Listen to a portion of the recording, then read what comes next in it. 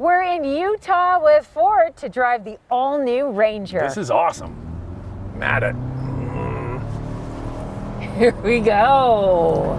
This is the base engine of the Ford Ranger, and there's exciting news. There's a new engine available for this, and that's the one I want to try. Unfortunately, Andrea, they don't have it here today. No, it's coming, and we'll get a chance to drive it later on. What's under the hood of this thing? A 2.3-liter turbocharged 4-cylinder with a 10-speed automatic transmission, 270 horsepower, and 310 pound-feet of torque. The new engine is the available 2.7-liter twin turbocharged V6. It produces 315 horsepower and 400 pound-feet of torque. In Canada, standard 4-wheel drive, and in the US, 2-wheel drive and 4-wheel drive options are available. You can put regular fuel in the Ranger. Now there is also the more powerful Raptor with a 3-liter EcoBoost V6, 405 horsepower, 430 pound-feet of torque, full-time 4-wheel drive. Premium fuel is recommended, and we'll have a separate video on that one. It's too bad they don't have that 2.7-liter for us to drive today. That's the same engine that's used in the Bronco and in the F-150. In this little truck, it should do just fine. I gotta say, this 2.3-liter EcoBoost is quite good. I was thinking maybe there would be a lack of power, but we got it on the highway. We're on a twisty road right now, and I gotta say, it handles really well. A lot of it comes down to the 10-speed. We're gonna talk more about the driving dynamics in a moment, but right now we're gonna get into what do you get with the all-new Ranger, the key standard features. The base trim comes with a 10-inch touchscreen with Sync 4A, wireless Apple CarPlay and Android Auto, an 8-inch digital driver display, 6-speaker audio system, cloth upholstery, 8-way manual driver seat, 6-way manual passenger seat, remote keyless entry, and a power locking tailgate. Available features include leather trim seats, heated front seats, driver's seat memory, a heated steering wheel, a wireless charger, a 360-degree camera, the B&O sound system, Ford Copilot 360, and Active Park Assist 2.0. Got different drive modes, 4 high, 2 high. What are we going to put it in? You got to put it in S for subscribing. If you can hit that notification bell, you'll be notified when all of our reviews drop, and then you can watch them. And we do this, the couple car review, twice a week. The first one drops on Wednesday. We put another one out on Saturday. So make sure to like and subscribe, but also follow along on Instagram. It's Motormouth_Andrew to see what's going on behind the scenes. And for me, it's Motormouth_Auto, and the links are below the like button. So the base 2.3-liter engine is carried over. The 10-speed's carried over as well, but I think the 10-speed actually gets the most out of this engine. And we know the main competitor, Toyota's gone to a turbo 4-cylinder as well. So maybe Ford was just ahead of the pack. Maybe so. I really like the steering on this model. It feels more precise than I thought it would be. Turning radius is fairly good for a truck. Maneuverability is good. You know, when you're on road, it actually has a good presence. It's smooth, yet it's not soft. That suspension feels really good. You can feel a few bumps in the road. And so what they've done is they've made the wheelbase longer by just over 2 inches, and they've made the track so the wheels are pushed out at the back, especially by a couple of inches, and they put the suspension mounts outboard of the leaf springs. It just gives the vehicle a better stance. I like the old Ranger, but I found over bumps the back would really buck and porpoise, and this one they seem to have sorted that out. Mission accomplished. Ford has re-engineered each and every aspect of the new Ranger, including the frame, suspension, powertrains, connectivity, and advanced driver assist software.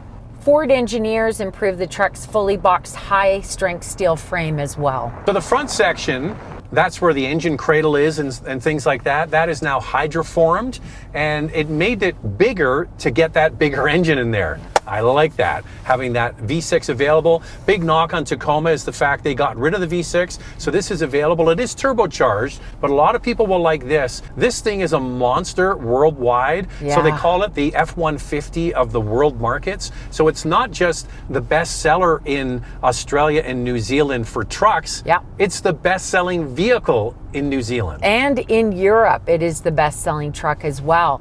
I know I was shocked about that. In New Zealand, it's is the best-selling vehicle.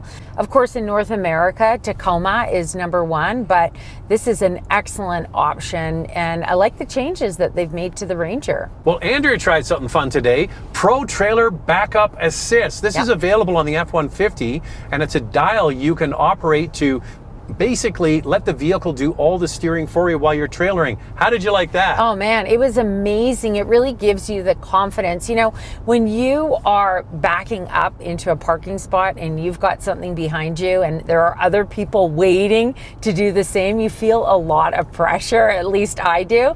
It was just so easy to use. I couldn't believe it. Yeah, so it would take a little practice even to use that, but backing up a trailer is one of those things that either you're good at it or you're not good at it, and this is going to certainly help.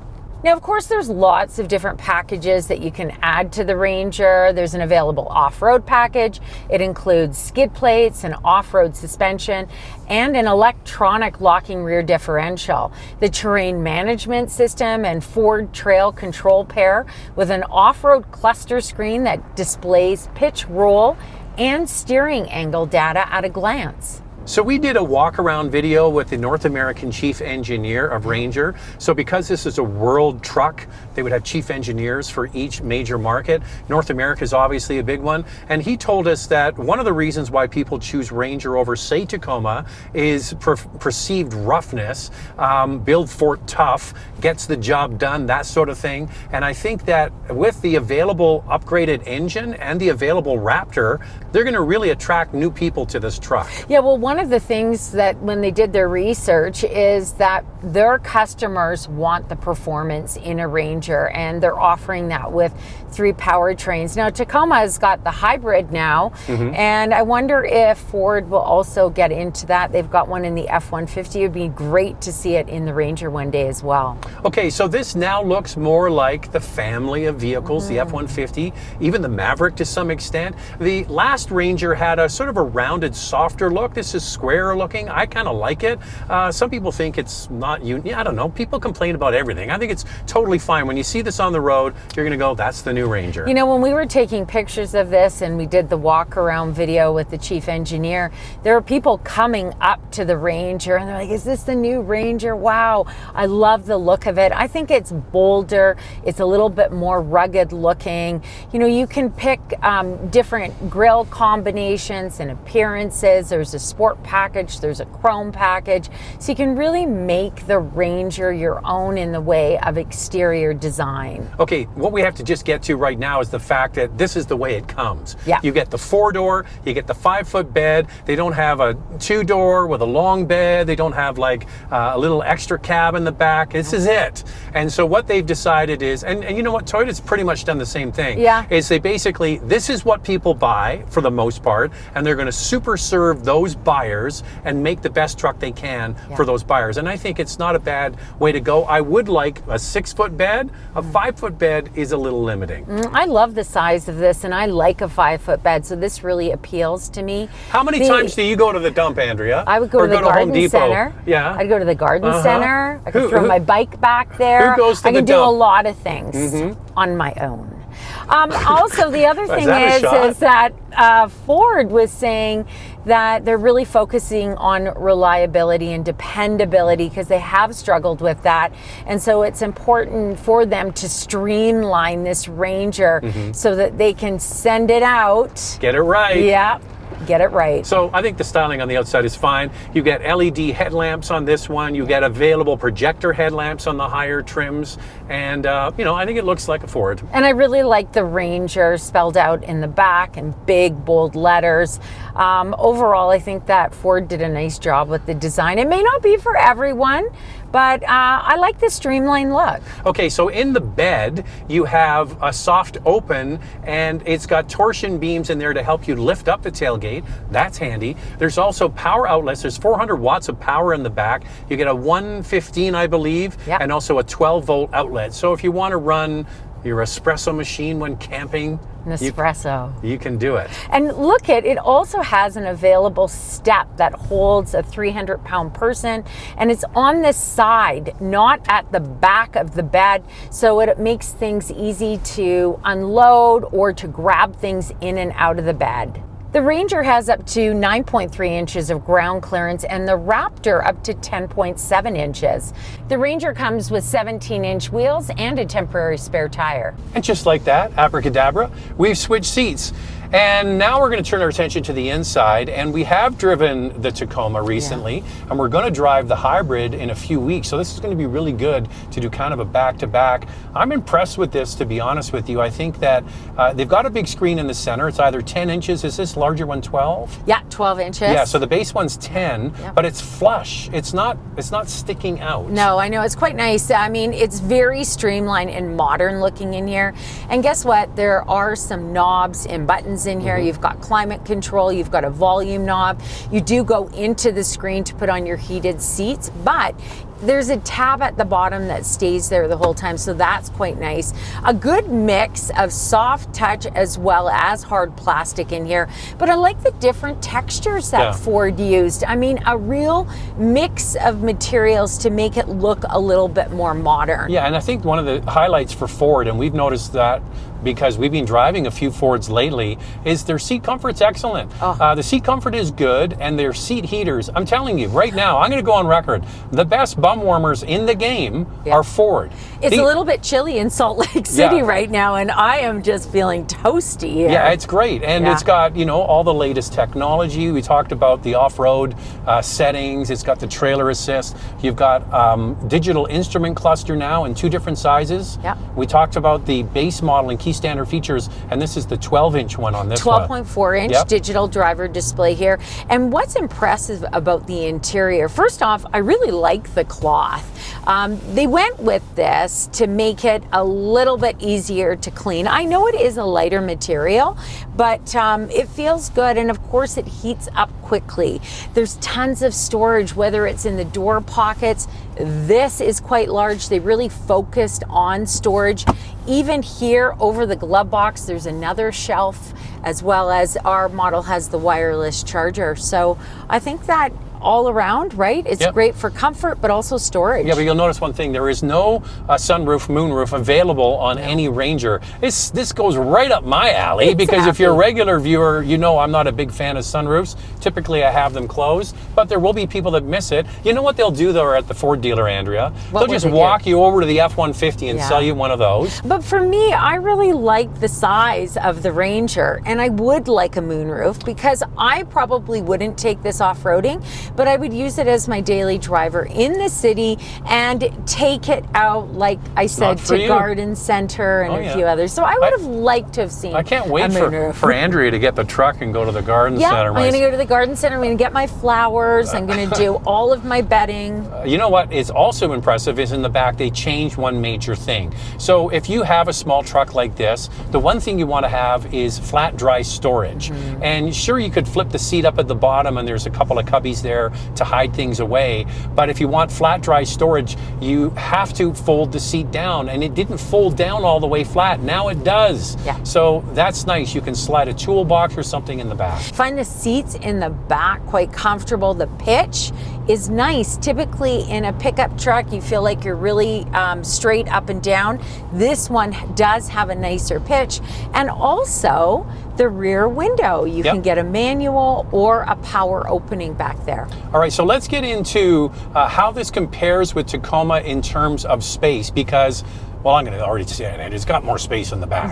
How are the numbers stack up? The Ranger offers 43.6 inches of front row legroom, which is almost 2 inches more spacious than the Tacoma. Second row legroom at 34.6 inches is almost an inch more second row legroom.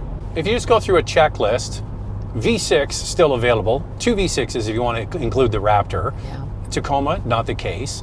Larger cabin, arguably a nicer cabin, new design, great on-road comfort, smooth and quiet. Yeah, I know. Even the cabin is well insulated. Yeah, so they've done a good job. Nice. So yeah, it's going to be interesting to drive that Tacoma again in a few weeks. All right now what we're going to do is jump into the vital stats like towing and more on this new Ranger. Let's start with pricing. We'll do Canada first and then move on to the US.